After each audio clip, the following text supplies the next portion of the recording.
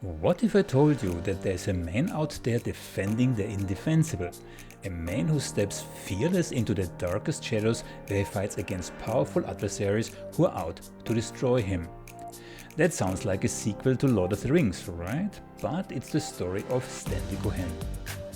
In a world where the line between right and wrong is often blurred, where the voices of the marginalized and controversial leave only a faint echo in the chambers of justice, Stanley has dared to walk the path less traveled. He is an attorney not just at the front lines of legal battles, but I think it's fair to say he has become a battle himself. Imagine a man who has represented many of the underdogs of society, from the streets of New York to the war-torn regions of the Middle East. His clients? A roll call of the world's most contentious figures, from members of Hamas and Hezbollah to indigenous activists and political protesters. Stanley doesn't just practice law, he lives it, breathes it, and sometimes courts controversy with it.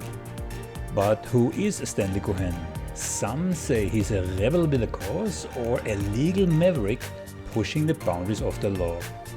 Others call him the Hamas Lawyer or the terrorist defender. Whatever you may think of him, his story is not just about the cases he has fought, but about the very essence of justice in an ever more complex and polarized world. As you will find out, for Stanley it's about standing up for beliefs and principles regardless of how he is judged in the court of public opinion. In this interview we dive into the life and battles of Stanley Cohen.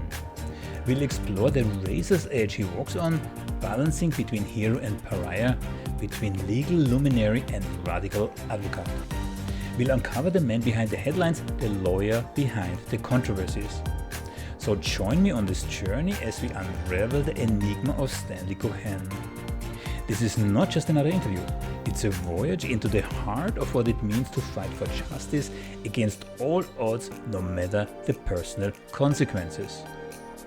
But are you ready to challenge your beliefs? Are you prepared to question everything you know about right or wrong and the many gray areas in between? If so, stay tuned. And here we go. Stanley Cohen, how are you today? Thank you very much for joining. For you it's morning, 10 o'clock. For me it's afternoon here in the Netherlands. How are you? I'm fine, thank you. It's a pleasure to spend some time with you. I appreciate the opportunity and the invitation. Good morning or good afternoon to you. Likewise.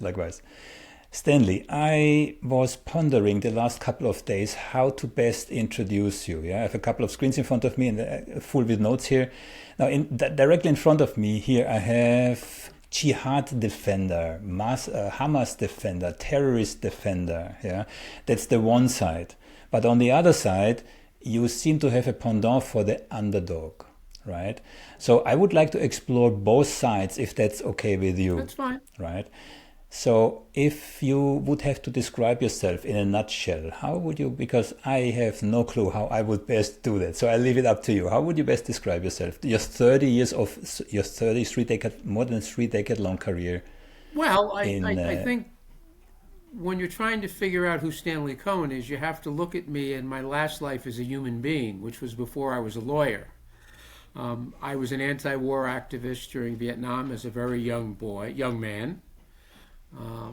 I then became a Vista volunteer, which is in the United States the domestic counterpart to the Peace Corps. I then became a social worker, a community organizer. I ran a drug program for runaway dropouts, young, mostly women and men, boys and girls of color. I then went to the law school. I started later than most people, went to the Legal Aid Society, Criminal Defense Division, representing poor people of color and poor and political folks for 7 or 8 years. And the rest of my career has been basically a reflection of my development as a young man, as an activist, as an organizer, as a social worker, as a legal aid attorney. I would say, if you had to describe me, I've spent more than a half a century trying to assist in the pursuit of justice, based upon my own principle, my own experience, my own history, my own belief set. I've represented largely the despaired, the despised, the disaffected for my entire career. I've been an attorney now for 40 years. And during that time, I've represented members of the IRA. I've represented for 20 years the Warrior Society of the Iroquois Indian Nation, a militant group that was involved in armed struggle for many years. I've represented Hamas. I've represented people alleged to play a role with Hezbollah, Shining Path, Mochateros, the FALN at various times, squatters, Black Bloc. So either as an activist or as an organizer, as you know, it's interesting. I've got some friends here that are the Israeli dissidents that are spending a day with me, a few days, and they were looking at a plaque downstairs, which was a newspaper story that Israel, when I was the good Jew, where they did a story on me who was representing pro bono food kitchens and homeless people in New York City in the late 80s, and then I was the good guy. And, you know, now I'm the bad Jew and I'm, you know, the anti-Semite because, you know, my career has followed my path, my life path, my struggle for dignity and human rights and justice and equality and self-determination, both domestically and internationally, and that's been my work for over half a century. You are at least the second so-called self-hating Jew that I've interviewed, because Noam Chomsky, with a big smile, told me exactly the same. Yeah. Yeah, I come from a long line of self-hating Jews. My grandfather and his brother, my great uncle, were Narodniks. They fought the Tsar, and my great grandmother had to put them on a boat because the Tsar had ordered their execution. And they fled to Africa. One went to South Africa and one went to what was then Rhodesia. My father, who spoke fluent Yiddish and German, helped to liberate concentration camps in World War II, was seriously injured. And I fight Zionism. So I come from a long line of people in my family that have taken a principled stand in pursuit of justice and human rights. There's nothing new. It's old in my family. And I think we should maybe frame this conversation a little bit. We are now, I think, the 5th week after the Hamas attacks on Israel, and equally long the indiscriminate bombardment of the civilian population in Gaza, right? So in that context, and you just mentioned Russia, if we remember Lord Balfour, the Balfour Declaration, yeah. So people have a misconception here. So because maybe you want to elaborate. What's the background really behind the Balfour Declaration in the context of Russian Jews being forced out of Russia? Well, you know, Lawrence of Arabia was a very famous movie in the United States, very popular. And it really spoke to the Balfour Declaration. It spoke a century and a half ago of earlier European colonial projects in the Middle East that sought to control, to carve up, to create countries that they could work with, get resources from, support, develop. And, you know, so Balfour just represented a different kind of occupation at a different point in time. And in the ash heap of World War II, keep in mind, long before World War II, you had the development of Zionism, which was very much then a European colonial project that tried to export itself and wanted to export itself out of Europe. So you can't look at the Balfour Declaration in a vacuum.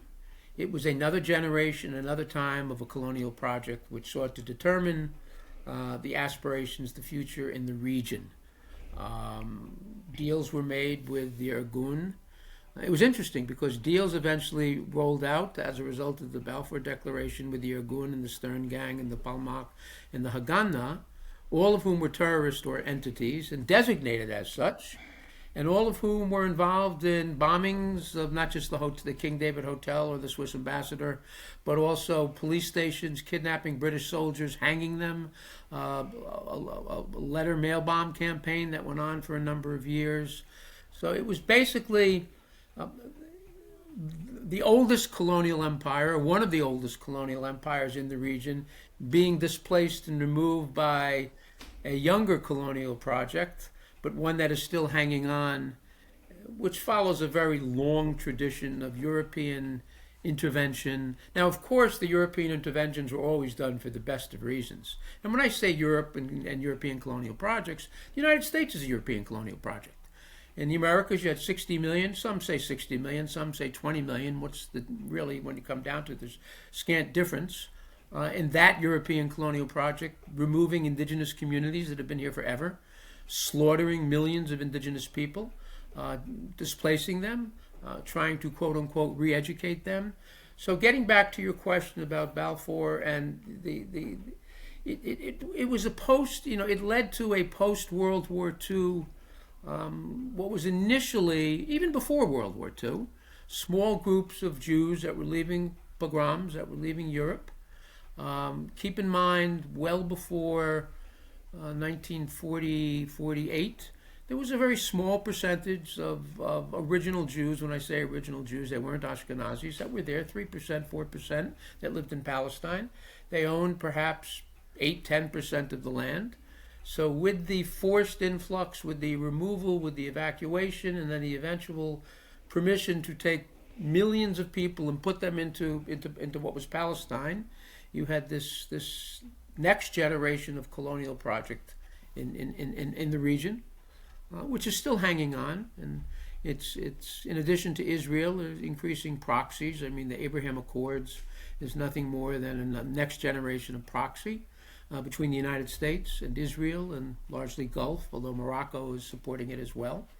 So it seems to be this never-ending process of Europe looking to acquire more space, more oxygen, more room, whether directly or through proxies. Yeah, I have to say, and again, I don't want to mention his name too often, but Noam Chomsky opened my eyes to one specific item that I really didn't consider prior. Yeah? He said that the very existence of Israel is the most anti-Semitic manifestation he could think of, and he said actually not even Hitler went so far. So I then tried to figure out what he actually meant is, and this is why I ask you about the Lord Balfour, because his motive for the establishment of Israel was a purely anti-Semitic one. Yeah? They didn't want to have the Jews in Europe. Well, right? Get to a different point. I was once in a federal trial cross-examining he's passed now, a very famous imam, and it was about the issue of the Hamas charter, and the prosecutor brought up the issue of hating Jews, of being anti-Semitic. And so on redirect, I asked him, I said, Imam, do you hate yourself? And the judge looked at me and said, I'm not sure of your question, Mr. Cohen. And I said, well, are you a Semite? And the Imam said, of course I'm a Semite. He said, Arabs are Semites. So on so many levels, the, quote, establishment of Israel was anti-Semitic in terms of unleashing a conscious decision to eradicate and remove Semite people en masse on the ground, and also for Europe to get rid of the pesky Jews. So and to create the kind of tension and conflict that has just regenerated itself and has exploded again most recently. Although people have been pushing or questioning me about the explosive nature of October 7th, and my response is, are we talking about October 7th of 1948, 1955, 1967? And when I say October 7th, I'm not talking about what's alleged to have happened by the Qassam brigades, because I don't know, but the recent explosion, the recent next generation of genocide has to be viewed in the context of 75 years of it, of displacement, of mass execution, of periods of rape, of political detention, of complete segregation, of collective punishment, of all those clearly defined prohibitions against international law has been the journey of the Israeli state since 1948. Yeah, and this history is very often neglected. Yeah, I said it on a different occasion. Commentators, especially now with the Hamas attacks, they very often focus on the proximate question, the what, and they disregard the ultimate question, the why, the context, right? Context. And that's of course. Go ahead. I'm sorry. No, context is very convenient. If the context doesn't fit you, you focus on the proximate question. To neglect the context. Yeah. Well, to those Zionists that point to the terrible story of October 7th, and as I say, I don't know. There are lots of different rumors and theories and positions of what happened, why and how, who was responsible. But there has been no debate, no challenge, no disagreement over what has happened in Gaza, in Palestine in general, in Gaza in particular, the West Bank obviously more and more increasingly, for decades. There's no debate. There's no. It's not artificial intelligence. It's not framing false photos or narratives. It's there plain to see. The most recent example is one I bring up is the Great March, the Return, where you had 30,000 demonstrators shot or killed. For what? For largely demonstrating. Yes, there were some people that had burned some balloons, and yes, there were people that were throwing some things, but by and large you had tens of thousands of peaceful demonstrators that went to what's called the border of the prison camp, and Israeli snipers sat on a mountaintop, a hilltop rather, and just shot people, killed people. People forget context. They forget what happened in 2014. They forget what happened in 2016 and 18. They sort of view some on the events of quote unquote October 7th as an unheard of trigger. And the only reason why to many it's an unheard of trigger is because on so many levels the prince was shown to have no clothes. The invincibility of the Israeli security and military apparatus, the intelligence system was shown. And as I said, it remains to be seen what happened with who and why and when. And I'm not at this point prepared to one way or another answer those questions. And I think it's interesting. I think that is, and I've taken this position publicly, if Israel has proof that the Qassam brigades or Palestinian movements or quote unquote lone wolves engaged in war crimes and crimes against humanity, did what they say they did, well, fine. Bring it in front of the International Criminal Court. There is a venue that has been pending for 8 years now, and since 2021, which has recognized jurisdiction over what Israel has or has not been doing in the occupied territories. Make your case. Bring it to the world community. This notion of just sort of sculpting and manipulating and twisting and cherry-picking photos and events and situations. At the same time, we're hearing different narratives from Israelis who were there that were not killed or injured, fortunately, and were not taken. We're telling a different story. So I don't know. But getting back to your original premise, there has to be context. You can't look at one time and one day and one place where there is such a documented, established, beyond reproach, beyond challenge history of Israel committing crimes against humanity, collective punishment, war crimes, and genocide against the Palestinian people since even before day one of the quote-unquote United Nations saying, thank you, Balfour, Israel's a state. You folks get out of here. So, just for the purpose of clarity, there was the Freedom March. Indeed, there were several tens of thousands people participating, but they were not all shot. There were 200 or 300, I believe, they were shot. Right? No. There were thousands. There were up to 30,000 people that were injured either by gunshots, by tear gas, and I think 300 were killed, 200 to 300. But there were thousands that were shot, and for doing nothing more than demonstrating. Were there some that were not demonstrating alone? Obviously, it happens. But that's sort of like saying my response to what did or did not happen on October 7th is to murder 11,000 civilians and to kill 5,000 children. You know, the essence of the law of war is proportionality. Israel's never believed in the concept of proportionality, but Israel's never believed in the application of international law to anything it does, anywhere, at any time. It didn't believe it historically in Palestine. It didn't believe it in Lebanon. It hasn't believed it in Syria.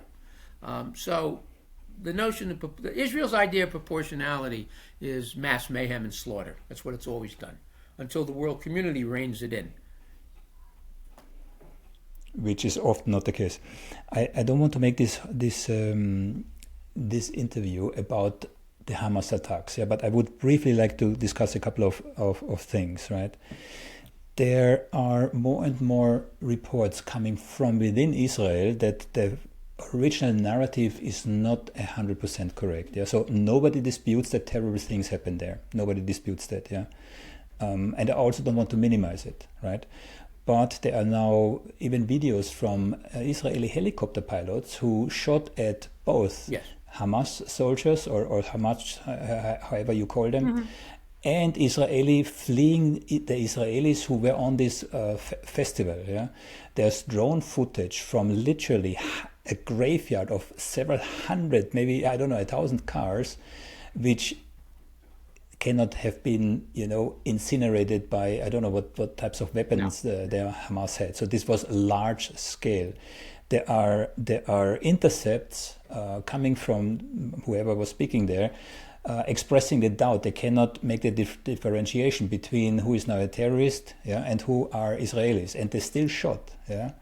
So there are more and more reports, again, coming from within Israel, indicating that at least some of the dead of those 1,500 dead Israelis may have been due to friendly fire. What's your take on this? Well, you also had interviews with some survivors who said, look, I was there. There were gun battles going on. I had friends who were shot dead by Israeli soldiers who were running across the field, and there was an Israeli soldier that fired. The other issue that can't be overlooked is, Israel has this tendency of reducing anyone who's not wearing a uniform as being a civilian. And that's not accurate. Under international law, reservists are legitimate targets.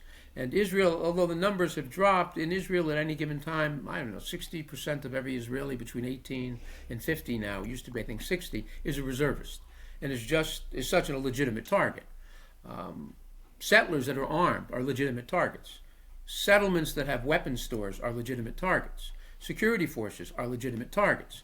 And I'm not denying that clearly there were civilians in the classic international law sense that lost their lives. And as you point out, we don't know who did it, but increasingly it looks like the kind of mass destruction that occurred to cars and what are called kibbutzim did not happen through Hamas with AR-15s. The other thing that's got to be kept in mind is we don't quite know how many of the Israelis that were lost their lives were soldiers, classic soldiers. 250, I've heard as high as that. Each of these little communities, what people have failed to keep in mind is had a military presence, had a security presence, had an armed settler presence. So, the notion that the Qassam brigades just simply went across a field and shot dead 12 or 1,300 people, from day one I said that's absurd, it's ridiculous, it didn't happen. And you're correct. I don't want to go from one extreme to another, although I know the photos you're showing of the hundreds of cars that were decimated, blown up, destroyed, buildings the same, clearly didn't come from Hamas. All the more reason why, again, I say to Mr. Netanyahu, prove your case. Go to the ICC. If you don't want to go to the ICC, go to the International Court of Justice. Go to the ICJ from the United Nations. Prove your case. Put out your videos, put out your interviews. But on the other hand, that opens the door for a response. And that response over the last 3 weeks now is unparalleled. And not just its ferocity, but it's palpable. Israel has not even attempted to couch it, to design it. The contradiction between,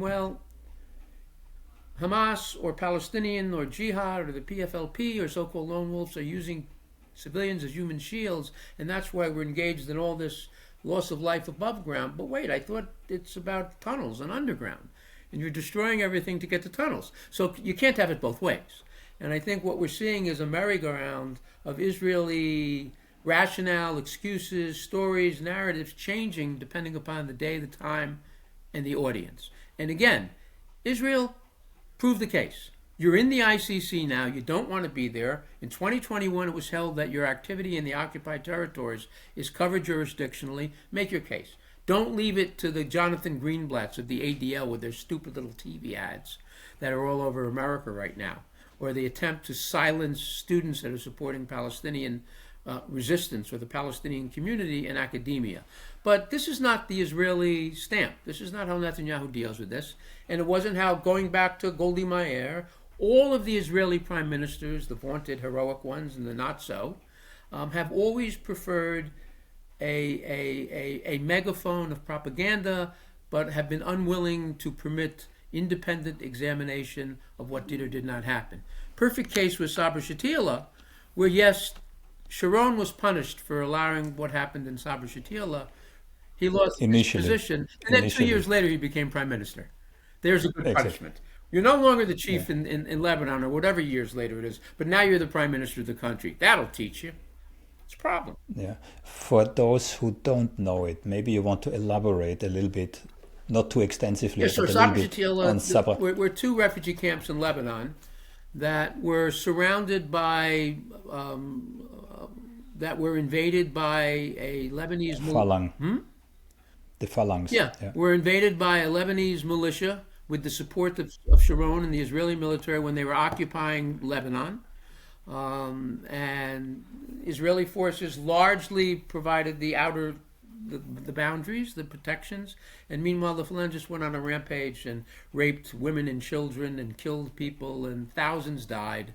And Israel did nothing, and yes, there were Israelis that were involved. And it was clearly a war crime, clearly crimes against humanity, and outrage.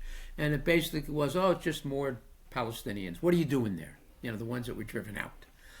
And Sharon was held responsible by Israel. He was removed from his military position, and then several years later became prime minister, or some point thereafter. Yeah, and these kind of tragedies have happened repeatedly throughout. It depends actually when we start to, our count. Is it now since 1948? Is it since 1967? Is it since 1880? Yeah, but throughout this period there were a whole string of those incidents where, yes, we have now October 7th, we have 1,500 dead Israelis, but how many dead Palestinians did we have throughout the decades? Well, that's not a rhetorical question. Do we actually know? Well, look, I've written much about it, both in terms of legal briefs and arguments, and also just articles that I've written.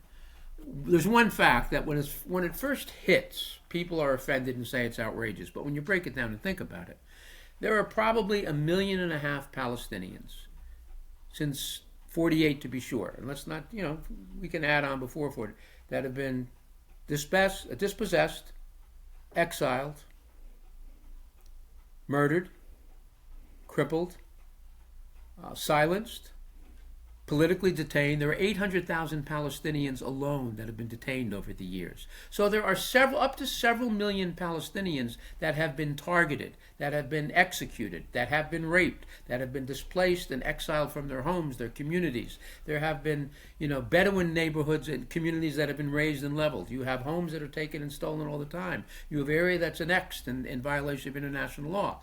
So I say to people that start talking about October 7th, I said, you really don't want to start getting into a comparative analysis over who's been injured, who's been crippled, whose life has been lost over the years, because it's clearly an ongoing, unbroken pattern of violation of international law by Israel since even before the Nakba. And the Nakba didn't begin and end. It's still ongoing. It just goes to different levels in different creations. It's not by accident that you have, 6-7 million Palestinians that are stateless, living as refugees in camps throughout the world.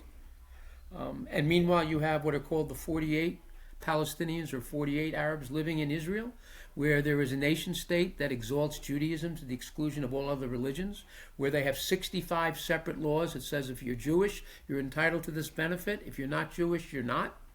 Where you have a system of walls and Bantustans and separate laws as basic as a different color license plate.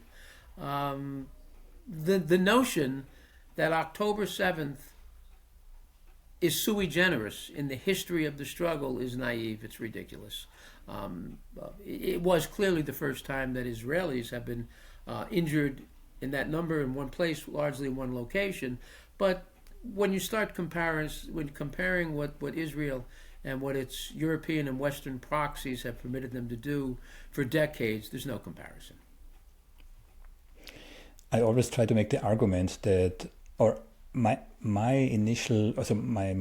overall sentiment is I believe in the inherent goodness of people. Mm-hmm. And then if you ask yourself, how can all those things happen that we are seeing? It's only one word, and it does not come from Goebbels. It's propaganda, right? Yeah. So in this sense, I see the Israelis themselves as victims of the propaganda from those leaders of the Zionist project, which is the installation of Israel where it is, to serve colonial, interests. No, you're absolutely right. As I said, I've got several Israelis that have been here for a day or two.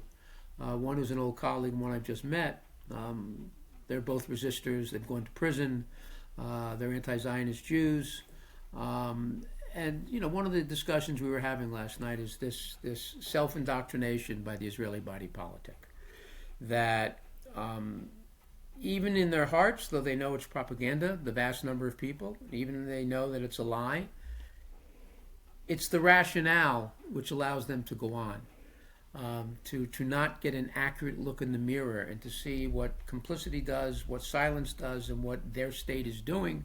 So you realize it's propaganda. You realize it's false. You realize it's crafted and sculpted narrative, but you accept it at least outwardly, while even emotionally and internally you know it's bullshit. There's something else that struck me since I ventured on this series of interviews concerning, and I get more and more hesitant to call it the Israel-Palestine conflict because it doesn't really encapsulate what's really going on is. But I spoke with a number of really knowledgeable people who told me they were in their 20s, sometimes 30s, before they even heard the word Nakba the first time. I've spoken with Israeli people, who told me they've never ever met a single Palestinian because it's so separated. Yeah, and if you look at the other side, then this is where this whole apartheid discussion comes in, which is semantically also not 100% correct if you compare it to South Africa, because in South Africa they wanted to exploit the black people. Yeah, here they want to get rid of them or to kill them. So it's not. Yeah. So there are discrepancies here. So what's your take? Well, my take between the two systems, it's very clear that Israel has never hidden. I mean, they've nuanced it. They've tried to nuance it, beginning, going back as long as Oslo, which was just nonsense. That the ultimate strategy, the ultimate plan, is the complete ethnic cleansing of Palestine. To remove millions of Palestinians and to subjugate what they call Arab Israeli citizens that are Palestinian Israeli citizens, quotes around citizens, to make it so miserable and so filled with despair and second-class status, perhaps to drive them out or to reduce them to almost liberal Zionists. For years, the subjugation has been designed to some degree to propping up the economy. So you had the cells, the barbed wire tunnels, not tunnels, the barbed wire pathways that workers from Gaza go through for a few days to work for pennies. It reminds me at 4 o'clock in the morning. That's right. You line up so you can make 50 shekels for the day or whatever it is. So Israel has gone back and forth, and it's clear that Israel's made a decision now. They want to get rid of all Palestinians. They see Gaza as a gold mine for offshore gas. They see waterfront. And the Ben Gurion Canal. That's right. The Ben Gurion also comes out there. Yeah. They see potential luxurious waterfront property, a little island like an extension of Tel Aviv. They have made a conscious decision that this is it. This is what Netanyahu has at least. So the notion of us subtly trying to exist with a series of Bantustans where we were trying to figure out who and what and how we could live with one another, while annexation became the law and not just de facto, while more and more so-called settlers, largely from the West, took over occupied territories and built homes surrounded with weapons and all sorts of technology.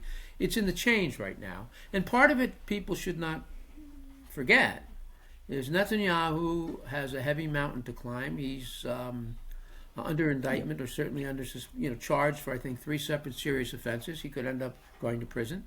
His entire inner circle are basically second-generation Kahanists, which are a collective of very evil, very racist, very anti-Semitic people. You've got liberal Zionists, for lack of a better word, that have spent the last year in demonstrations not to support the rights of Palestinians, but to protect their own self-interest through the judicial system that have been creating problems.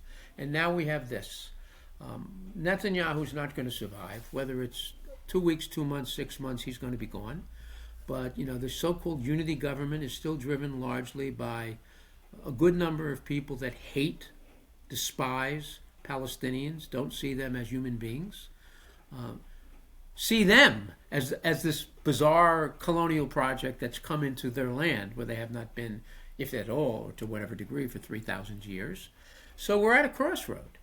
The fact that Netanyahu is, despite all the claims for at least limited ceasefires, if not full ceasefires, for active discussions and negotiations, the fact that he's ignoring them is he knows that sooner or later he's going to have to stop. But before he gets there, he wants to level as much as Gaza as he can. He wants to kill as many Gazans as he can. He wants to create as much mayhem as he can so that when the smoke clears, it's not, quote unquote, just like it was in 2014, where Qatar came in and invested $5-6 billion to rebuild sections of Gaza, only to be destroyed 2 years again later. So this is an all-out decision. This is the penultimate pogrom by Netanyahu, one that is built completely on the movie, what was it, Dr. Zhivago was one of the movies, and then you had Fiddler on the Roof, the old Yiddish movie, that talks about what really pogroms are about. It's not just moving people from one village to another, and it's not just screaming death to Arabs while marching through occupied Quds.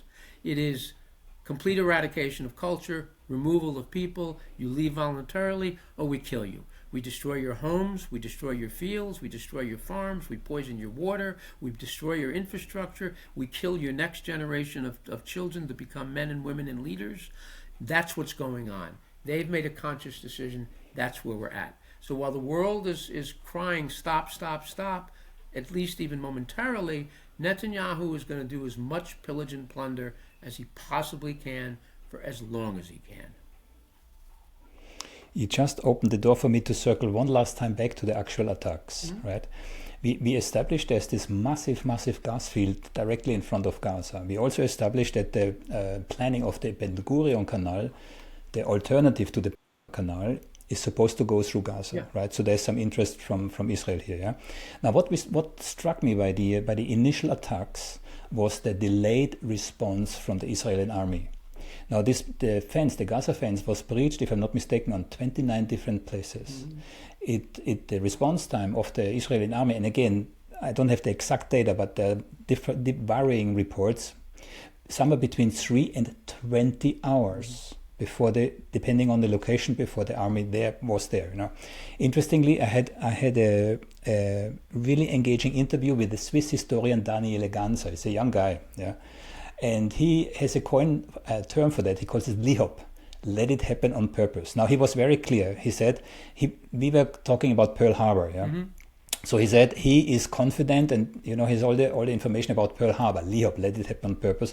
He's less confident because there's less information about Gaza. But the similarities are striking. So what's your vision as far as you can tell? Look. I've had discussions with people who said that Netanyahu wanted it to happen because he needed the pretext. He wanted the excuse, and this is the way to do it. I don't accept that. I think what happened was it was a combination of many things. I think there was a surprise factor. The transplacing of the presence of soldiers versus electronic surveillance equipment and technology, which is, 2023 still doesn't work.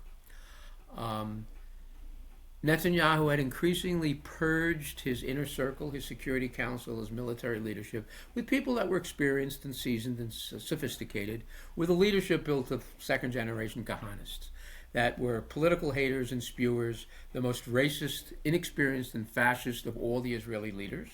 So I think there was probably a combination of many things, but not least of which, incompetence. Do I think that anyone made a conscious decision, let it happen, let them rampage and kill as many people as they can, because we then have the pretext to go into Gaza? My answer, and I had this discussion recently with someone, is people say that, the U.S. needed to craft, the 9/11 was done with the U.S. wink, or the weapons of mass destruction was presented, the allegation to the United Nations, because the United States needed a pretext to invade Afghanistan and Iraq and to kill and slaughter and unleash just horrible days. The United States has never needed a pretext. Since day one, it has invaded, it has terrorized, it has slaughtered, it has murdered. Yes, there have been times where it's been difficult. You talk about the Pearl Harbor situation, where there was tension between, we want to be left alone, leave us alone, and we're sorry, Europe, you're on your own. Israel has never shown itself to be unwilling to arbitrarily attack, to commit mayhem, to murder, to slaughter, to sniper, to bomb. Not on this scale, obviously, at this point. So I don't think they were necessarily or interested in building a pretext for the kind of, quote, response that we see. I think it was a combination of being caught off guard because of their own intelligence failures, whatever they may be. And certainly he has and continues. For example, they just have removed as the chief negotiator a former general who was completely also under investigation for corruption, way over his head, completely incompetent, but in the very inner circle friendship of Netanyahu. And you now have the Mossad head who's involved in negotiations. So at each step since October 7th, I think what you've seen, and I think the Israeli body politic is coming to grips with it, is that screaming death to Arabs and talking about removing Palestinians and passing new laws to support Jews to the exclusion of all others may sound nice. It may have a certain appealing allure or ring to it, but from a practical standpoint, you are talking about millions of people on the Palestinian side and millions of people on the Israeli, the Jewish side, not talking about Palestinian Israeli citizens in a region which to some degree has been compromised by the Abraham Accords. And I think there's this, all-out discussion. Don't forget, Netanyahu came not long ago to the United Nations with his little chart about how this is what we're making. You had bin Salman about to sign on to the Abraham Accords. You had Netanyahu, who was pushing that. You had the visa waiver program. You had increasingly examples in the last month or so before October 7th of Israeli sniper attacks again in Gaza. You had more outbreaks and pogroms clearly in the West Bank. So it was a combination of many factors. And I think to some degree also Israel has sort of floated on this notion of beyond approach. The prince has no clothes. What's happened is this notion of invincibility and of righteous invincibility hasn't been destroyed just now. For those of us who've been involved on the ground for decades around this issue, we've known it all along.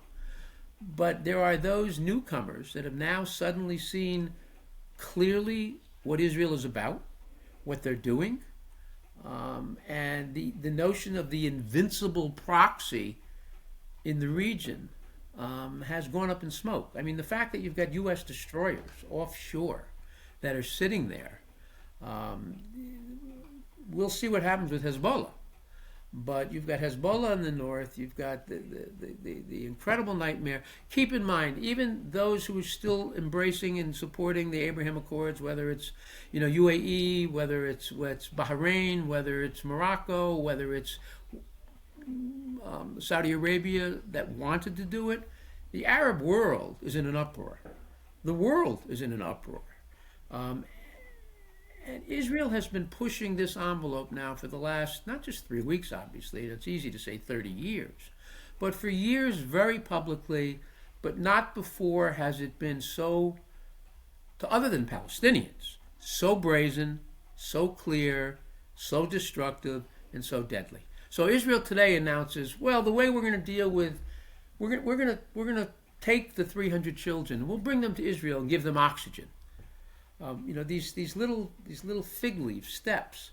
Yes, we're going to blow up the hospital. Why? Because 600 feet below the hospital are Hamas headquarters and our hostages, and the hostages, so-called. So it's in a state of flux. And I've had discussions with various Israeli citizens, some of them that are politically involved on different levels, and all of them sophisticated, who have all uniformly said there's going to be a day of reckoning internally. And my response is, I really don't care about your day of reckoning internally. Shut down the machine. End it now. And then you can deal with your internal reckoning. The notion that at the end of this, when there's nothing left in Gaza, and when there's an attempt to exile 1 million additional Gazans, keep in mind, Gaza is originally 48 exiles, or Bedouin culture. It's been destroyed. It's been totally destroyed. The rampage in Gaza City, the north, throughout Gaza, has been horrific, and Netanyahu is going to go as far as he can, as fast as he can, and try to destroy as much as he can at this time. Before he has to stop, sooner or later he will have to stop. Yeah, I think it depends. This again, I'm not proposing and declaring there's a certainty, let it happen on purpose. Yeah, but I believe it depends on what's your perceived outcome. Yeah, so I heard some stories about Israel promoting that the Palestinians insured and topple the government to make it a Palestinian state, so that they can put all the refugees in there. Again, I have no clue how credible these kind of things are. Like any white European culture, and that's what Israel is. And I don't need to hear about Jews, whether they are traditional, original Jews of color, or whether they're people that have converted. Like any white European culture, in the United States, in Africa, in South America, in Canada, in Asia, it proceeds from the premise that only we love our children. Only we care about our community. Only we are good people. Everyone else is still living in the mad jungle. So yes, we know what's best for Palestinians. We will set up a structure which will all at once protect you, because by us removing your self-determination, by us watering down, attacking your ability to speak and fight and resist on your own, by us dictating the land, it's in your interest. That's always the story. It's only Israelis that love their children. It's not Palestinians. It's only Israelis that love their farms, not Palestinians.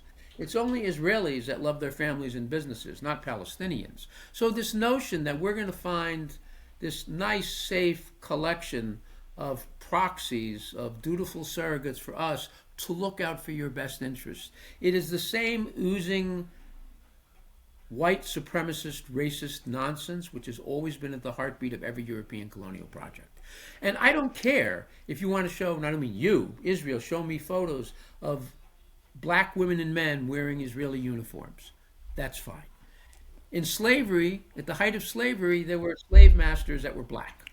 There were slaves that lived in the manse, that whipped people in the cotton fields.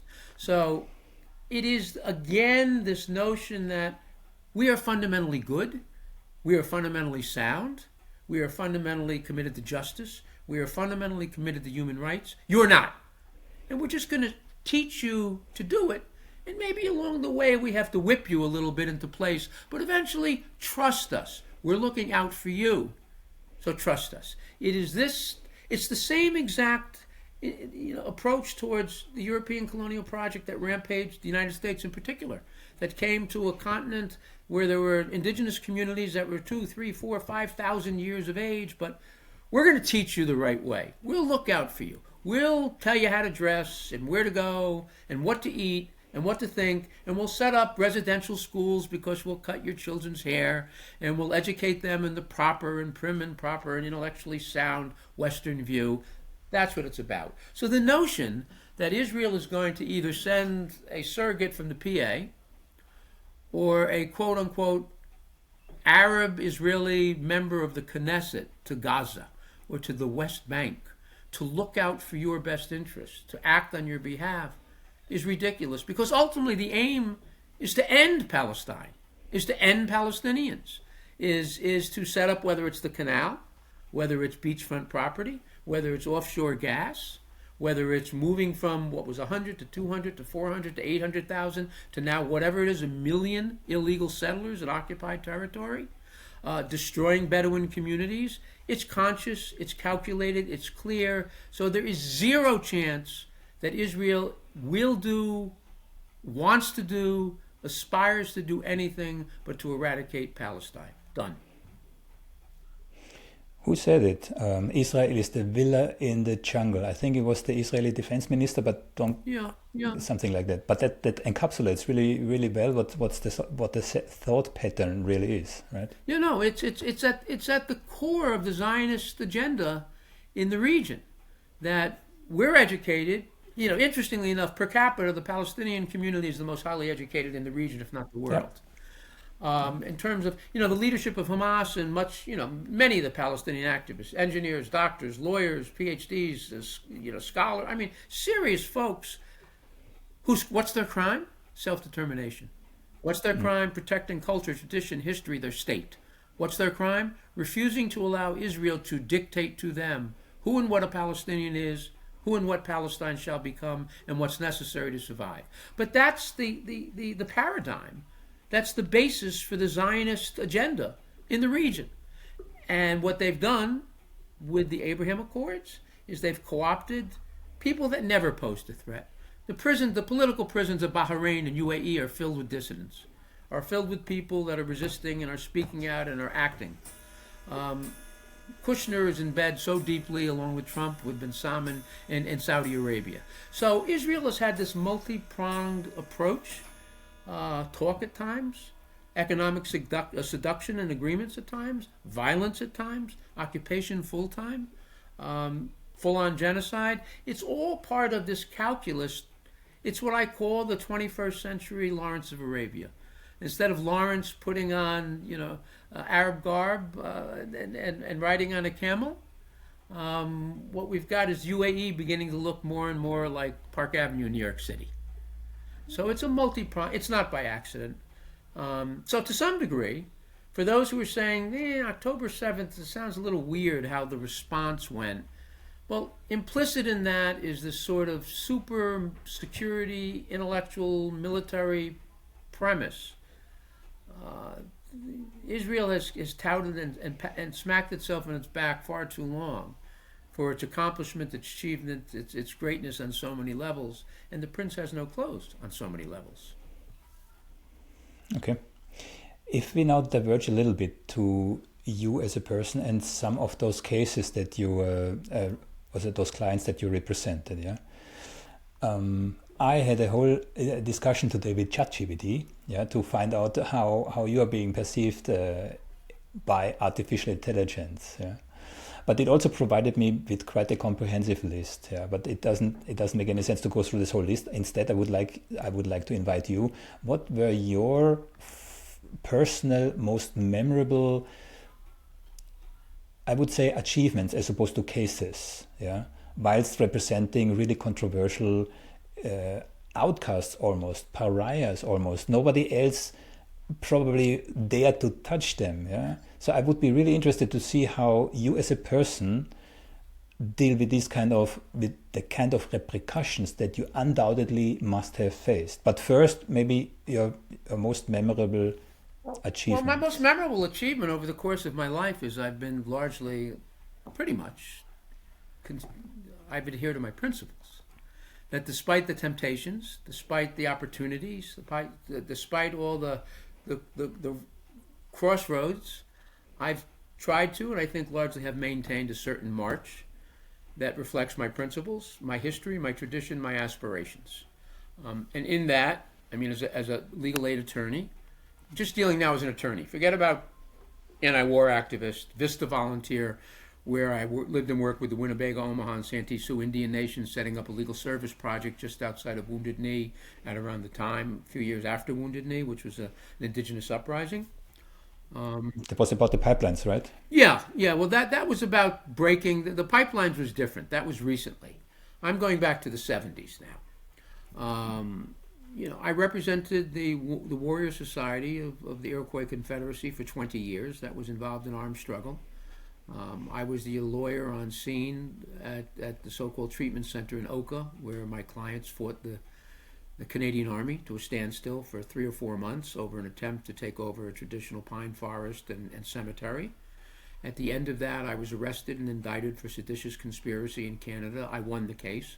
They woke up one day and realized you can't have a foreigner convicted for seditious conspiracy, because the essence of seditious conspiracy is trying to overthrow your own government.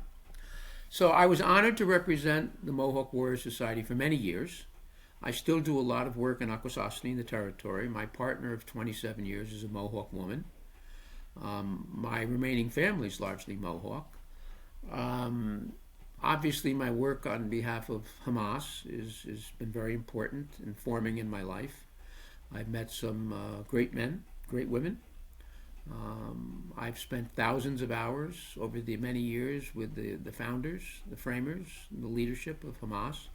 Not the Qassam brigades, although at times I apparently, unbeknownst to me, was in a room with a leader. But have been able defeated the United States attempt, where the Israeli attempt to extradite Musa Abu Marzouk, who was one of the original founders, and is in the Politburo, is a major political leader now, but he was the head of the political wing for a number of years. Israel tried to extradite him. We staved it off. He ended up in Jordan. My work around ACT UP, which was the anti-AIDS movement, was very important. My work representing squatters in the Lower East Side of Manhattan who had homeless shelters and were taking over buildings for homeless people was very important. My work around representing some people involved with the IRA was important. My work representing the Black Liberation Army with Chokwe Lumumba was important. And I don't just mean important in the sense of professionally or politically, but in terms of me as a person. The opportunity to meet with, break bread, get to know, get to learn, and represent people that were clearly dissidents. I have represented former members of the Black Panther Party, Mochateros, which was described as a terrorist movement which was fighting for the liberation of Puerto Rico, the Sandinista movement I was involved with on some level, my work in representing a Muslim radio station in South Africa, where we succeeded against the South African Jewish Board of Deputies that were trying to silence them. My work in Romania representing someone alleged to be a terrorist was significant. My work in the African Commission on People and Human Rights, where I challenged Egypt for refusing to open Rafah in 2014, was significant. I brought the first lawsuit against Israel for war crimes and genocide in the United States over 20 years ago. Perhaps most important of all, when I look back on many levels, post 9/11, the Muslim community was under siege in the United States, nonstop for a few years.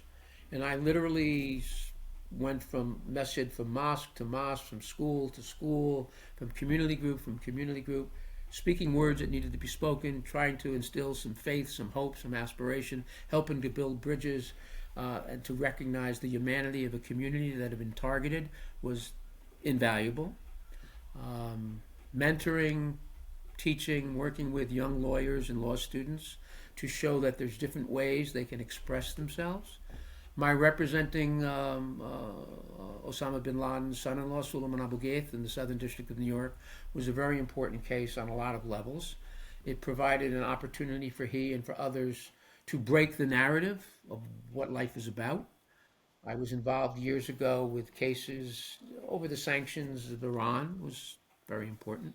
I probably have done more so-called terrorism cases, real and mostly fake, in the United States than any other lawyer, from coast to coast. People that were almost always subject to stings or being set up by the government, largely communities of color and Muslims who were singled out. Obviously very important work. So, when I look back, and so how has it impacted me? Okay. There was a time post 9/11 when I had to have bodyguards for several months. There were active attempts on me and threats. My godfather, my adopted godfather, who was a famous, he adopted me as his godson, who was a famous West Indian, Panamanian trade union president and organizer, who led the Trade Union International boycott, which broke the back of South Africa, who was an advisor to Martin Luther King. I met Ossie Davis and Ruby Dee through him and other black activists. Once said to me, when I was a young social worker working for him in an anti-poverty agency, measure your success not by those that love you, but by those that hate you. You don't need slaps on your back. Let people try to slap you in your face. They don't slap unless you're doing good things. So, the vilification, the attempts, the harassment by the government, being targeted by the government, which comes with the turf, being banned now for a number of years by Israel, banned by Egypt, banned by Bahrain, banned by UAE, banned by Saudi Arabia, banned by several countries in Europe, I'm sure. It's okay.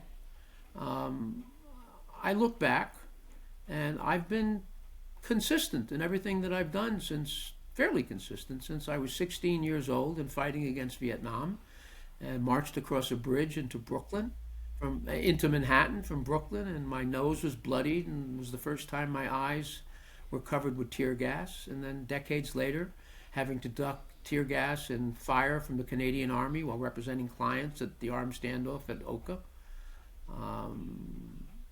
I've met some wonderful people. I've had wonderful colleagues and comrades and teachers. People thank me for what I've done. I think I've gotten more than I've given. I had a very, very close relationship with a number of leaders and founders of Hamas, and still do. It's been a long battle. But, fortunately in my family, my father lived to 95, my grandfather 102 or 3, so I've got a ways to go. Right now I'm doing the Cop City case in Atlanta, Georgia, where I have a 22-year-old woman charged with domestic terrorism and also racketeering. I've been on trial in the Mohawk Territory on a case for about a year in front of a judge. I have a very large multi-defendant state trial coming. I'm waiting for a decision from the Second Circuit on a resentence on a 15-year-old terrorism case. I still use law students. Haywood Burns was a famous civil rights lawyer. The National Lawyers Guild has the Haywood Burns Fellowship, so every summer I get a young, brilliant, activist second or third year law student who works for me. At this point, I'm working with 3 law school clinics, top law schools, that I work with the law students. They work with me on projects and on cases. I have very close and long ties to the civil society in Palestine, both in Palestine and also the diaspora community. I was fairly close to Sheikh Ahmed Yassin. I was also close to Abu Ammar, Yasser Arafat. I'm not close to Abu Mazen. If I want to be close to Abu Mazen, I can go to Miami. I hope that's answered your question. It's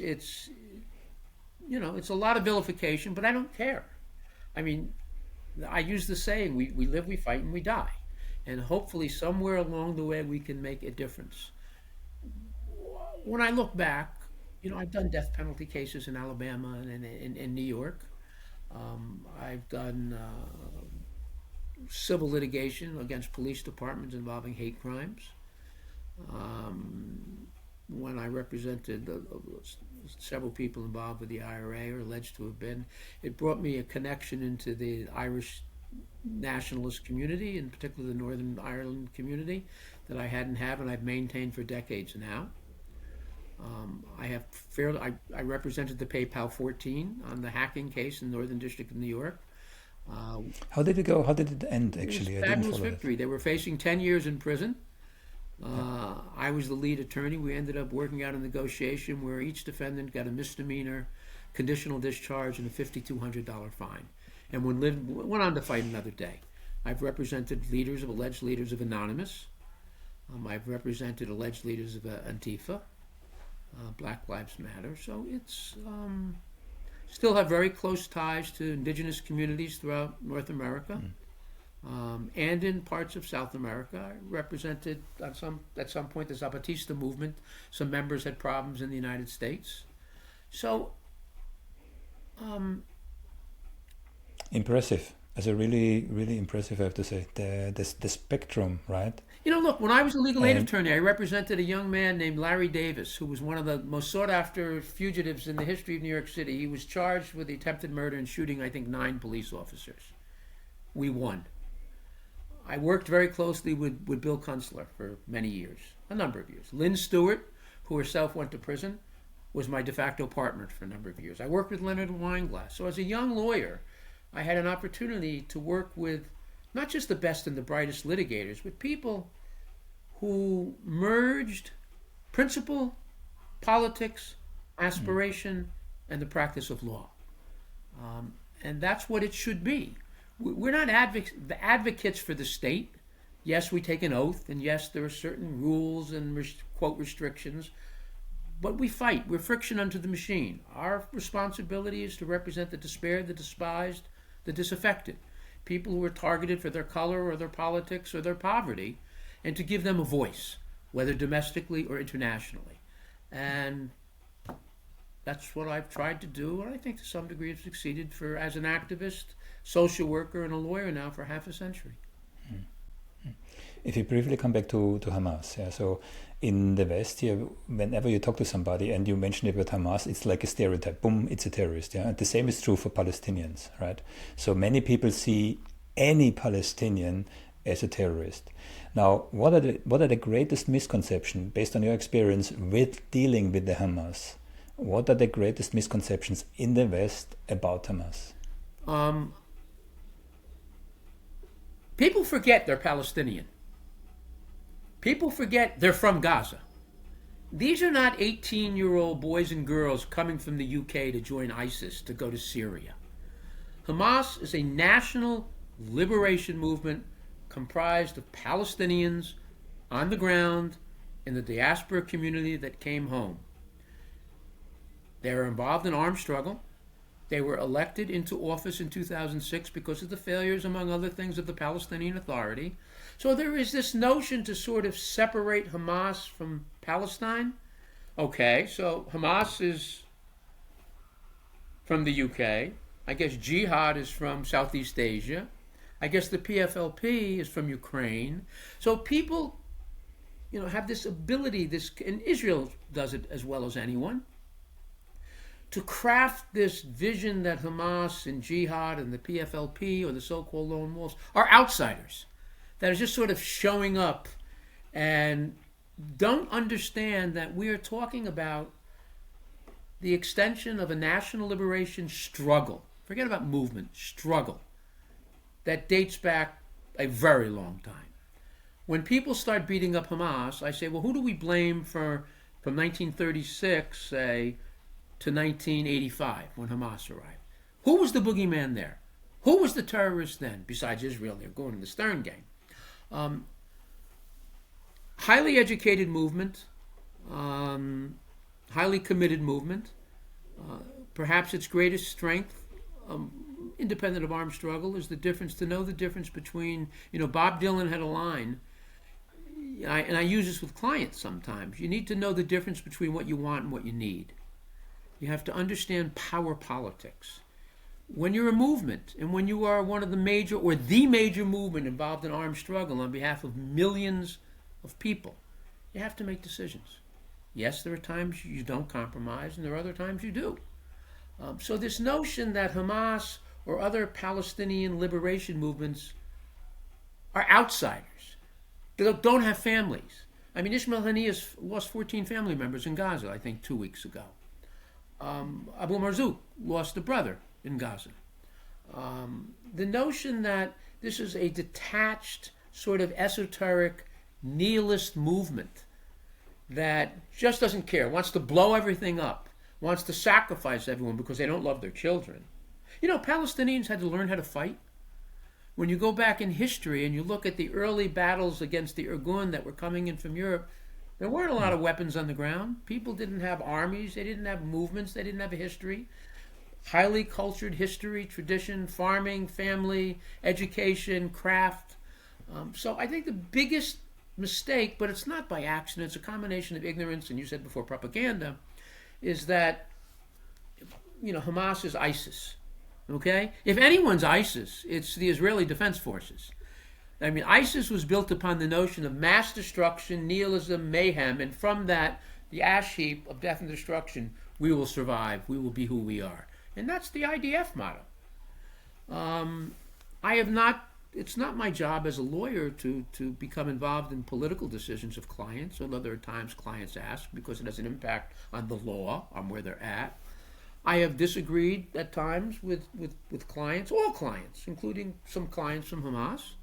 I've made my disagreements known, connected to the law, not to strategy.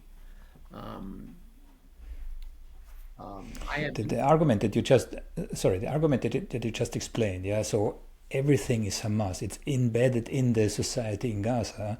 That's also the argument that's used by, unfortunately and amazingly, American high-level politicians who openly call for genocide, right? Because they're saying everybody is a terrorist there, right? So it's a bit a double-sided sword, this line of argumentation. Well, but the reality of life is often a double-edged sword. I can't worry about what those who want to manipulate and twist the facts, because they're not the ones fighting. They're not the ones on the ground. They're not the ones who are losing their family. They're not the ones who have lived under the yoke of oppression forever. I'm not going to count angels in the head of a pin, because no matter what your position is, Western media, Western surrogates, Western power brokers, Zionists from AIPAC, ADL are going to twist no matter what it is to suit their narrative. You have to get beyond the narrative. And all we can do by getting beyond the narrative is to, from our end, when I say our end, those people who support Palestinian self-determination, Palestinian resistance, Palestinian liberation, the nature and extent of resistance in Palestine is up to Palestinians. We on the outside, who support Palestinian self-determination, whether it's through BDS, whether it's through lobbying, whether through demonstrations, whether through speaking, that's what we can do, to try to counterbalance this narrative. I had a discussion with someone recently, a journalist, who asked me, where is Hamas from? I said, Gaza. You know, where do you think they're from? I have a photo on my wall that was taken 30 years ago in English and Arabic at a camp, at a refugee camp, with Hamas on it. All the leadership of Hamas came out of Gaza. Although keep in mind, people go to great pains to try to separate the West Bank from Gaza. Now, it's different because the nature of the occupation and the oppression is different, and there isn't an armed struggle by quote-unquote Hamas in the West Bank. But there's tremendous support for Hamas in the West Bank. I have a very dear friend of mine, Palestinian, and they said to me, I don't like Hamas, but I'm proud of them because it gives me self-determination. It gives me dignity and respect and hope. I don't like them, and I fight with them politically at times, and there are aspects of the community and the government I disagree with, but they're fighting. Now, people will say, they're terrorists. Well, I've said for years the difference between terrorist and freedom fighter is who wins. I mean, the United States was built on terrorism. Europe's been built on terrorism. You know, and at the end of the day, history rewrites them to be liberators, to be freedom fighters. You know, Columbus discovered America. Sure, he discovered America. So it's this tension, this friction of narrative between especially the occupier and the occupied. Israel, I mean, we can stay very close to the topic, and this is again not Israel bashing, this is just a historical fact. Israel is a child of terror. Absolutely. That's even the title of one of my interviews, right? Because de facto, right, Irgun, Lehi, Haganah, etc. Yeah, they were designated terrorist organization. It's not just me saying this. Yeah. According to the predecessor of MI5 and the predecessor of the American CIA, they were designated terrorist organizations. They wanted to kill even Churchill. Yeah, they bombed I'm from Austria, right? They bombed the Hotel Sacher in Vienna. Yeah, they assassinated, and you know, if you look at the history, you know, it's totally different than this glorified image that's out there from Israel being created as a consequence of the Holocaust. No. The Holocaust was used to further the Zionist project. And when they figured out that none of those European Jews who survived the Holocaust, actually, or almost none, wanted to go to Israel, they had to find a different solution. And this is where Avi Schleim comes in. You know, the Arab Jews, they replaced the Palestinian, as one Arab population, basically, with another Arab population, although they may be Jewish Arabs, which some people even consider as an oxymoron, right? So the actual history is way more complex than the simplified view that we are having here in the West. It's interesting. My parents, before they were married, as teenagers, worked raising funds for Zionism and for Israel.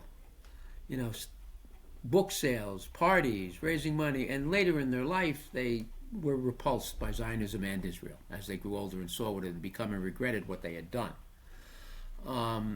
The glorification, the notion. There's a famous American civil rights, civil liberty judge from the Supreme Court, Brandeis, who was a great civil libertarian judge in the United States on the Supreme Court, was the head of the Zionist movement in the United States. So at the same time he was writing briefs and announcing decisions that extolled speech and liberty and association and dignity and respect, he was in bed with a movement that he knew very well was committed to genocide, to ethnic cleansing, to land theft, to dispossession, but had the excuse, the reason, well, we have to do it. We have to do it. Well, perhaps you have to do it by dealing with Europe. It's funny, I had a discussion with someone recently who raised the issue, well, it was our land 3,000 years ago, and we're entitled to get it back. So I said, let me ask you something. You live in Syracuse, New York. There's 6, 7, 8,000 Jews there. It's on the cusp of the Oneida Indian Nation, and Syracuse was part of the Oneida Indian Nation, which was part of the Confederacy, which was unbroken land of theirs for 3,000 years. This is not 3,000 years ago we lived there. But for 3,000 years, this was our land. And suddenly, white Europeans, including Jews and Christians and some Muslims, arrived in Syracuse for the last 100, 150 years. So I said, how would you feel if my client showed up at your home with AR-15s, expelled you, burned your house to the ground, shot you, destroyed your businesses and fields? And they said, what are you talking about?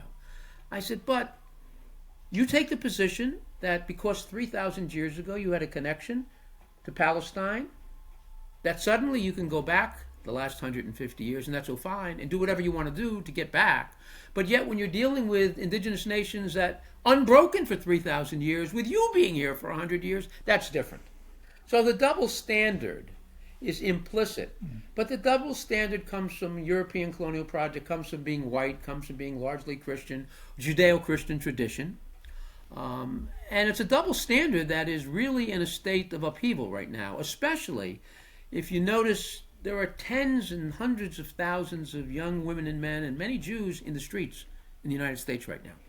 There are students being thrown out of school. And in Europe. There was yesterday one of the largest demonstrations in London ever, with, depending who you believe, between 2 and 4 people participating. It's massive. It's the next generation. It's folks saying, no, my grandfather, my grandmother was willing to accept this because what they lived through or what their parents did. But I'm not. I'm not going to accept it, not in my name.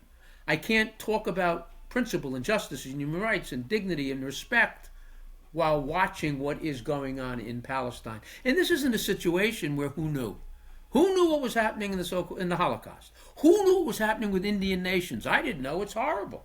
Who knew what happened with slavery? Well, no one can say that because it's happening here, in your face, every day, every night. And in the information age. That's exactly right. Yeah, which is harder to control now for Israel. Yeah, the mainstream media, they were once upon a time, there was a narrative and that's it. But now it's everywhere. Yeah, those images coming out from, the Baptist hotel attack, as an example. Yeah, I actually analyzed.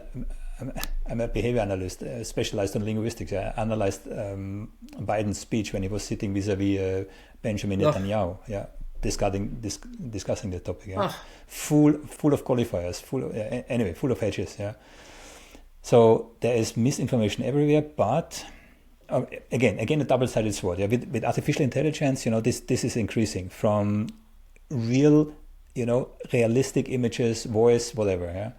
That means only everybody has to be more vigilant. Yeah, you can no longer believe on face value what's fed to you, even if you're in your own social media bubbles that cover the topic that you're interested in, because these systems feed you what they think you want to see. Yeah, it's not the actual information. No, I agree. Anyway, I'm digressing. Yeah? No. I wanted to come back to you again. You have faced repercussions for what you did. Yeah, how did this affect you? And I'm guessing this is not only you, this is your family, your inner circle. I mean, you are having, you made many friends, I grant you that, but I'm pretty sure you have many powerful enemies too.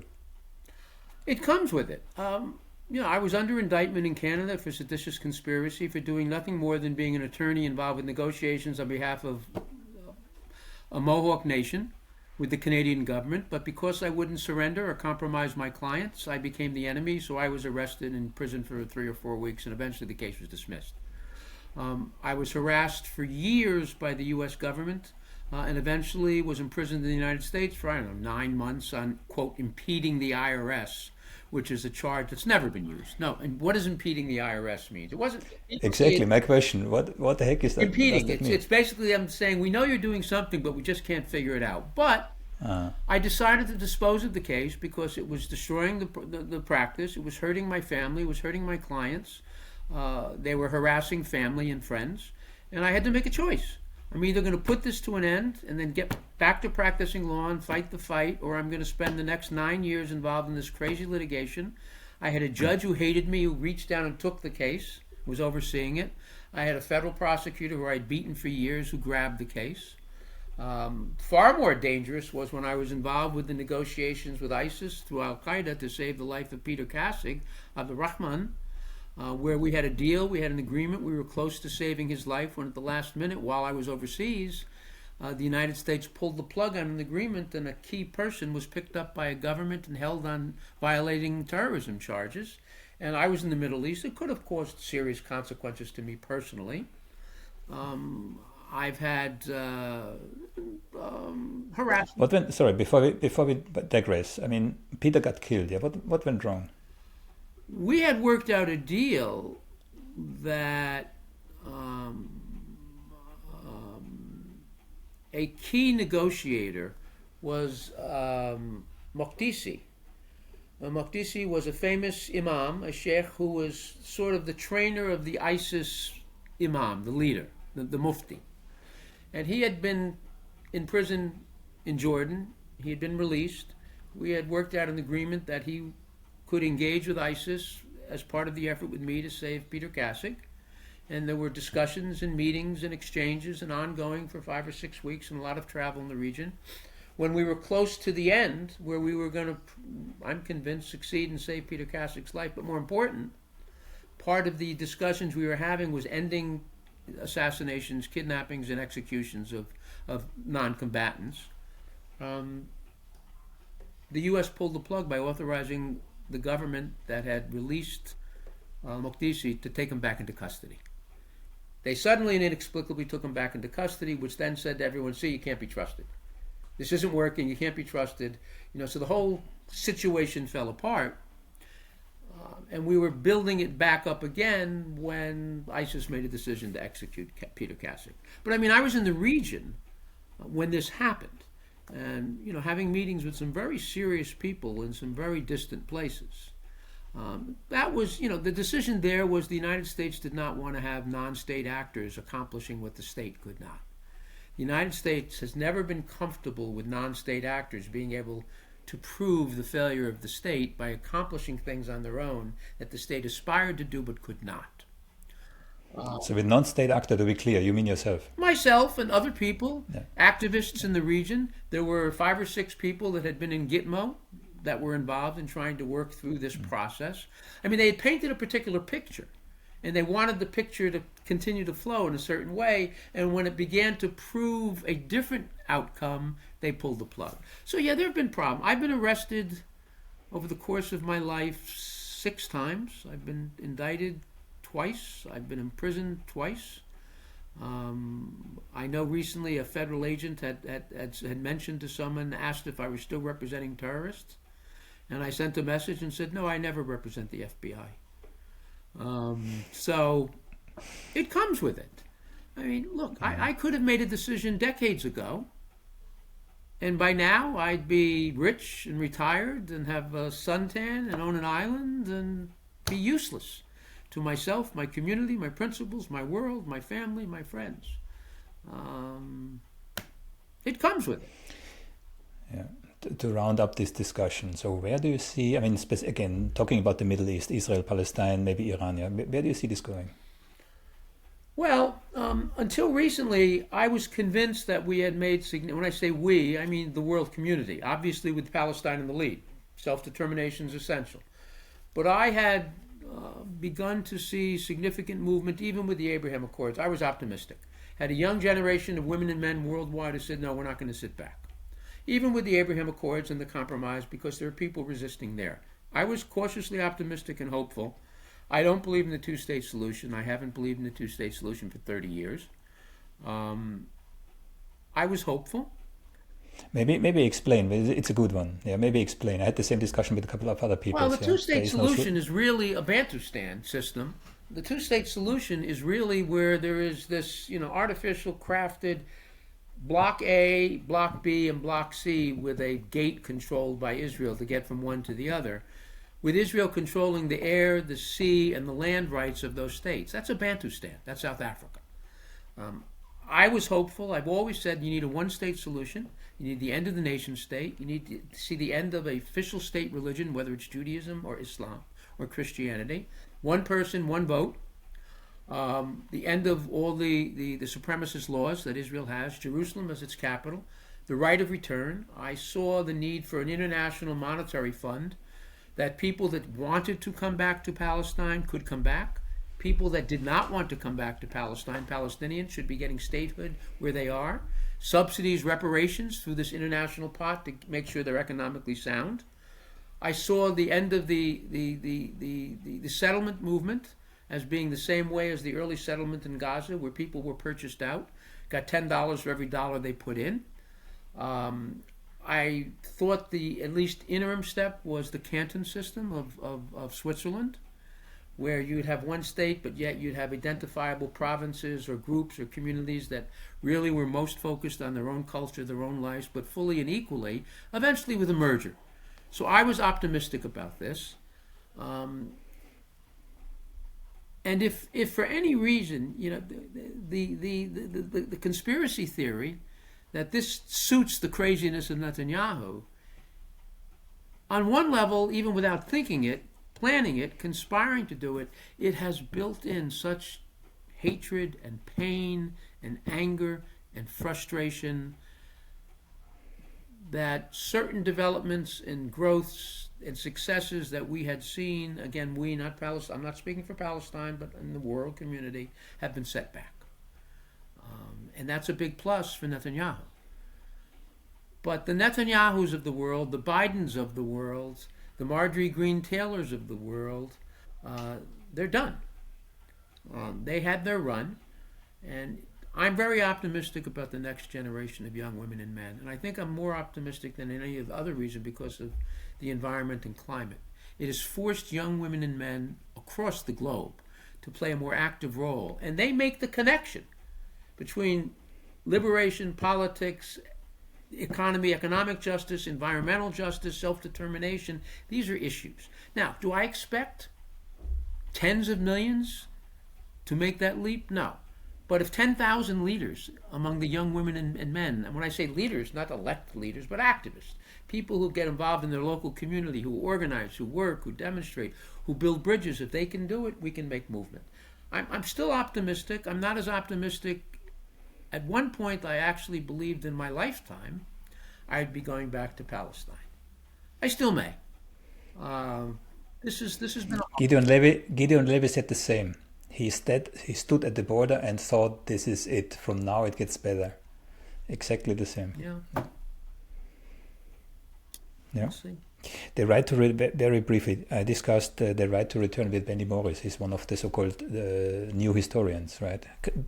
Quite controversial because as a historian he was excellent, but I was told you have to separate Benny Morris the historian from Benny Morris the person, and he told me the right to return will never work because then Israel would no longer be a Jewish nation. It's a pure question of demographics, and he said literally, this is not what I want. And he representing this part of Israel that's really defending Israel's right to be my where response it is. to Benny Morris is, this is what's so bizarre about the whole.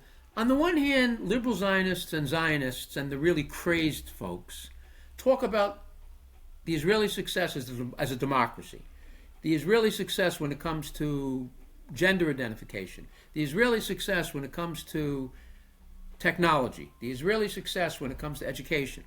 It talks about this idyllic, wonderful Garden of Eden in the midst of hell, okay? But yet it says if Palestinians enter into our community, they're nihilists. They want to destroy it. Why would Palestinians want to come into a world that is so successful, so free, so filled with opportunity, and to destroy it? It makes no sense. Why would Palestinian community members not want to get the benefit of it, want to make it a better place? That's the disconnect. The other issue where Benny Morris is absolutely wrong, the notion that a Jewish majority is built upon principle, upon integrity, upon collective greatness and vision and humanity, as we see once again, is a distortion of fact and reality. And finally, the issue of the right of return. I'm not sure that of the 5, 6, 7 million Palestinians that are living in camps, that are living in diaspora communities, would necessarily want to go back to a one state. Sure, they might want to go to visit family. Sure, they may want to go to their original homeland. But I think as part of my vision and view of this, a reparation fund that ensured that states where people were living granted statehood to them, that there were economic benefits to get their life started and to get together.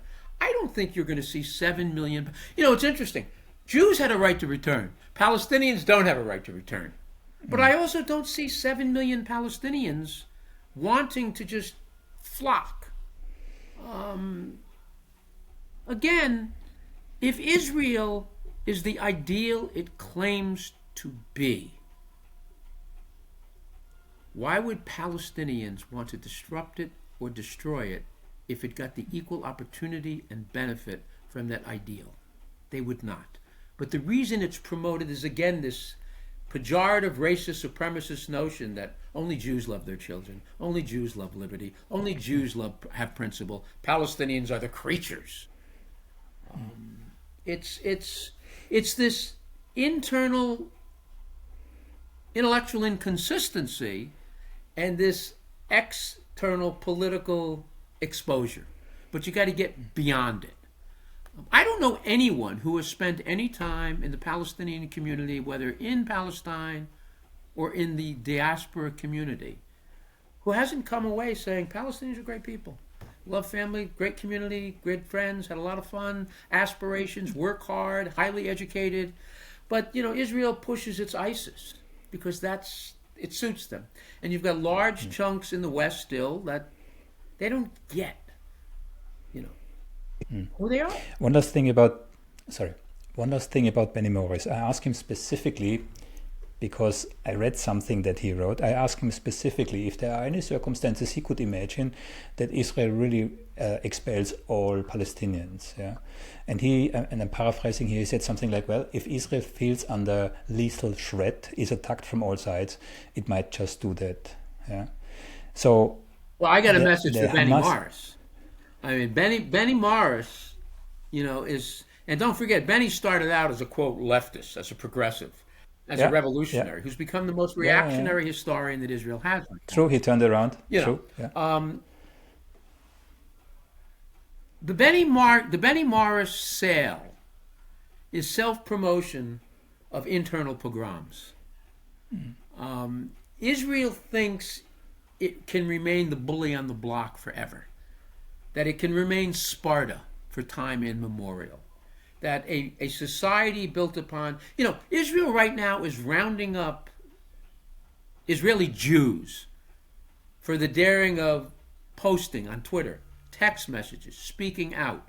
It's becoming, even among its own superior young women and men, an authoritarian, despotic regime that's making excuses for what it's doing and why. Every failed authoritarian regime in history reaches that point and collapses. So for Benny, you got to stop drinking the Kool-Aid. Reality check here. The world is changing. It ain't 1948 anymore. So this notion of invincibility, we can't be touched and we'll do what we have to do, it may sound good, but it doesn't sell. Yeah, good words. I have one last question before I let you go. And I see I was greedy in overstaying my welcome here, talking to you. Yeah. What's your message to your? I mean, you are the only lawyer that I'm aware of who has a part on his website directed to his haters. So what's your message to your let's say detractors? Well, the funny part of it is I haven't updated that website in 5 years, and a buddy of mine put it together for me, and I recently spoke to him. He said, "My God, how did we fill in the last 5 years?" I said, "Just expand the haters." My message to haters is twofold. Number one, you can't get trapped into the belief that Stanley Cohen does certain things and does not do certain things, believes certain things, does not believe certain things. There's lots of dynamics to me, my work, my history, what I've done, my aspirations and hopes. You know nothing about haters. And, one day history, if there is such a thing for me, will show a side. My message to them is you don't detract me. You don't deter me. You don't stop me. I have been who I am for an entire life, and it's not going to change. And when as a young man, as a boy, as a teenager, I learned a famous, great American civil rights lawyer that was an idol of mine, Clarence Darrow.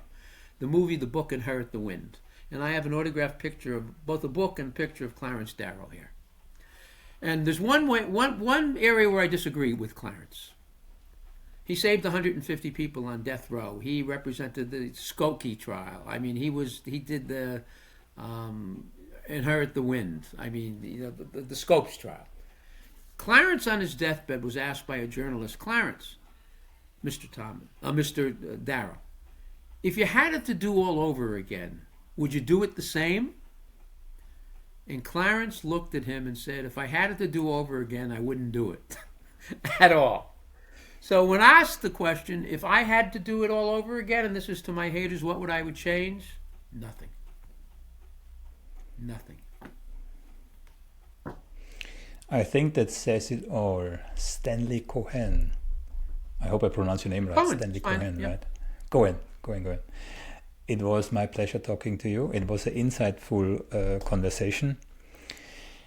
I see behind you part of your, how shall I say it, history or legacy, right? I saw a video where you actually show the camera crew around your house. It's full with memorials coming from all parts of the world, right? So you are really an international presence with the overall tendency to defend the underdog. I think that's fair to say, right? Yeah, I have to generally have three common factors in political cases. Number one is I have to generally not agree with, but feel comfortable with the politics. I mean, I would never represent the Ku Klux Klan because they're an underdog in a given community. That's number one. And number two, especially in political cases, I have to develop a bond with the client because you spend thousands of hours with them under all circumstances, in safe houses, in the mountains, in villages. So there's got to be a connection. And number three is there are enough lawyers that represent the 1% and the powerful and the pawnbrokers. I have spent a life as an organizer, a social worker, a legal aid attorney, and a political lawyer representing the underdog. And that's what I do. You have to give hope. People have to understand they're not alone, that there is dare to struggle, dare to win, that I'm the continuation of activists and lawyers and fighters all over the world, not just the United States, all over the world, that understands that this is a very short journey, and you have to try to make the best of it. And when you have principles about what that is, you embrace them, you pursue them, and at times you deal with their cost, and at times you deal with their joy. I still wanted to ask you, what would you recommend young people? Yeah, but you already answered the question. Well,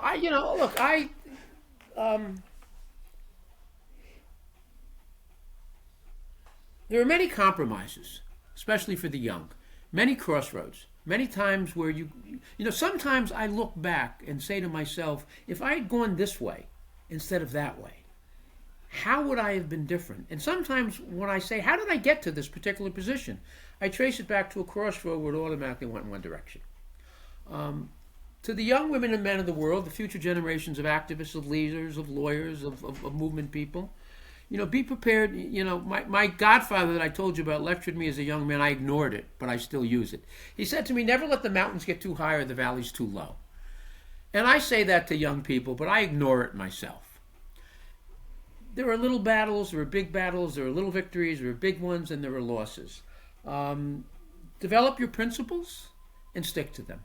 The notion of the enemy of my enemy is my friend is silly. So I tell young women and men,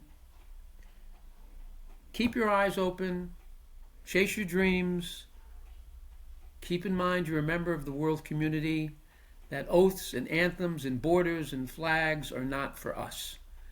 We are a member of a world community. We have brothers and sisters of all color, gender, identity, politics.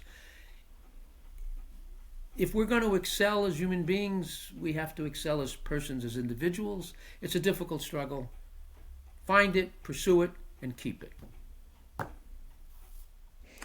On that note, Stanley Cohen, thank you very much for this discussion. It was my pleasure. Thanks for spending the time with me. It's really been an honor. Great questions, great show. Thank you so much.